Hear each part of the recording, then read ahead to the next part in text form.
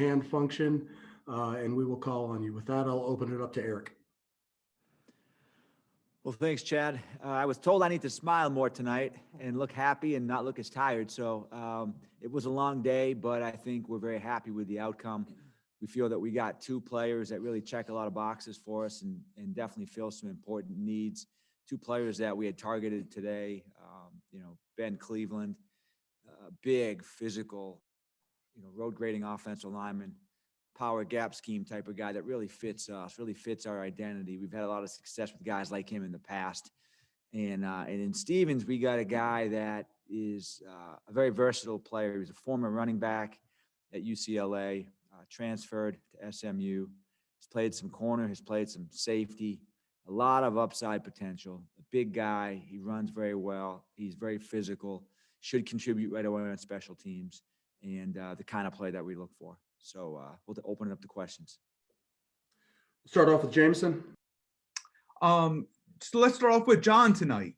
John, with Ben Cleveland being a guard, does he have a chance to compete for a starting job right away? And how does that maybe affect where Bradley Bozeman might end up as well?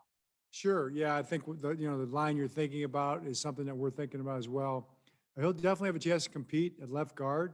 All those guys will compete. We've got our veteran guys there. You talk about Ben, who played there last year in the offensive line as a starter toward the end of the year. He'll be involved in that. And of course, Ben Bredesen will be involved in that. We'll have to see how the rest of it shakes out. But all those young guys will be fighting, and Cleveland will be right there in the middle of it. So sure, it gives us a chance possibly to move Bradley to center. Again, we'll see how that goes. We still got Pat McCurry, who did a great job at center for us, and Tristan Colon at center. So got a lot of young guys for spots. As a coach, it's just what you want to have. So can't wait to see those guys fight it out. Kevin Richardson. This is for Eric. Eric, you talked about Brandin playing running back and playing corner, and you project him or seeing him maybe playing special teams. Do you see his position maybe being safety or corner? Well, yeah, that's a good question. I think I'd defer to the coaches on that one. I think right now we probably would say that we like his potential as a safety. He's primarily been a corner with some safety play this past year, but he really fits the profile of a free safety type of player. And the thing that I like about him when I watch him is, with his background as a running back, he really does like contact. He comes up, he's physical, he'll force the issue, and he can close the gap very quickly. Ryan Mink. Yeah, can you just talk about the kind of fit you talked about a little bit with the power and gap scheme that Ben Cleveland provides you?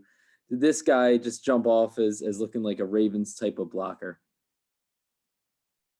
Yeah, well, I think we have a pretty well-defined and clear understanding of what we want to be on offense. And so you look for players that fit what you're looking for and what you want to be. And he fits that, just as you talked about, Ryan. I mean, it's certainly the gap schemes. It's the zone schemes as well, the combination blocks. He's a pretty good puller, too, for a man that big. It's a big, strong, powerful guy that likes to rough people up, and that's how we want to play. Jeff Zrebeck. Eric, you mentioned these were two guys you eyed at the beginning. Take us through, you've said before how excruciating it is to sit through the second round without a pick. Was it difficult? Were you tempted at times to move up, worried you may not get your guys? How did that kind of play out? Well, it wasn't as bad as 2019. And I think the reason for that was we had 2 first-round picks this year. So, every time I'd get frustrated, I'd keep thinking, we got 2 players yesterday. We got 2 players yesterday that were in our top 20. So, it was, I think it was probably easier this year. We saw a lot of good players come off the board, but we knew that was going to be the case. We went into that knowing it was going to be the case. So we just kind of relaxed, I think, really until we got to the 3rd round. And then we did have some players that we were eyeing up that we're excited about. They came off the board. What I can tell you is at the start of the day, if you had told us that we would have gotten Ben Cleveland, we'd have turned it in right then and there. So and this has happened in the past, it's incredible to think, but you could actually have a guy or two guys or three guys that you target at the beginning of the second, third round, and you get those guys in the third round. And that's not usually the case in the first round, just because everybody's picking exactly the same players.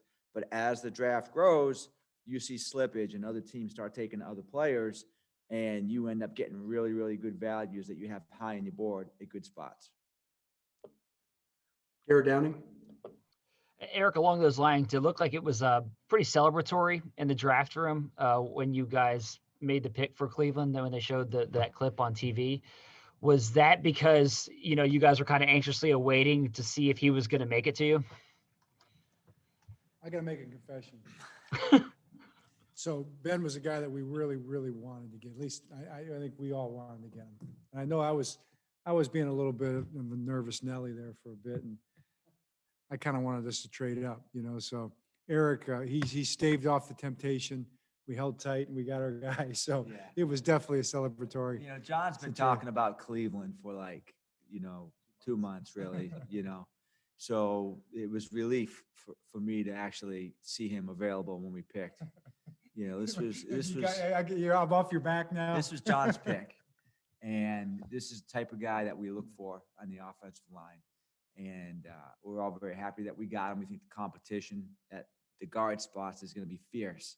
We got some good players. And this is, you can take a guy like Tyree Phillips and Ben Powers and Ben Bredesen and Pat. We got a bunch of guys, and they're all really good. They've all played a lot of football. And this guy's going to come in and get mixed in with those guys, and we should have a really good, deep offensive line. Jonas Schaefer.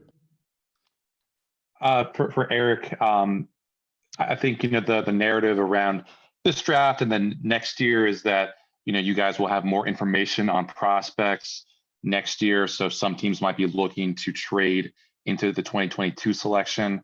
I know you guys pride yourselves on finding advantages where other teams don't.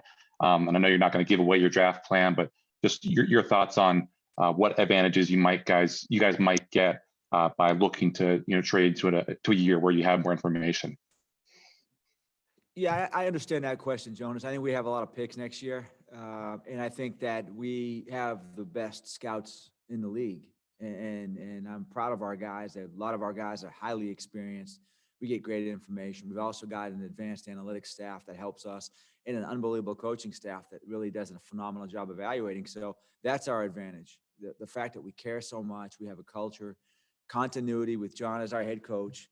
We understand what we're looking for in terms of players, and that's our advantage. And so whether it's this year or next year, I always feel that if we're competing against the other 31 teams, we'll do as well as anybody. All right, we have time for two more. We'll go to Jameson and then finish it out with Jeff. So Eric, are you getting the trade itch possibly for tomorrow? You haven't made a trade yet. You have 5 selections. Do you anticipate any kind of moves for tomorrow?